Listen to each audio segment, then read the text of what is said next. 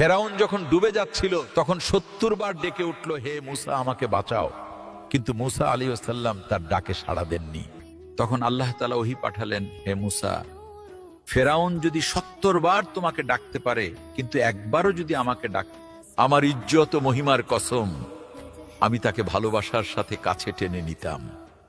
এটাই সেই ফেরাউন যিনি নিজেকে তোমাদের সর্বোচ্চ প্রভু বলতেন।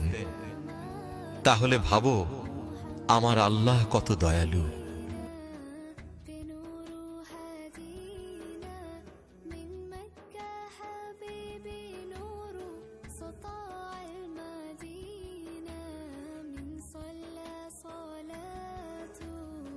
تهلى بصفاته يا بخت اللي في دله ماشي يشفع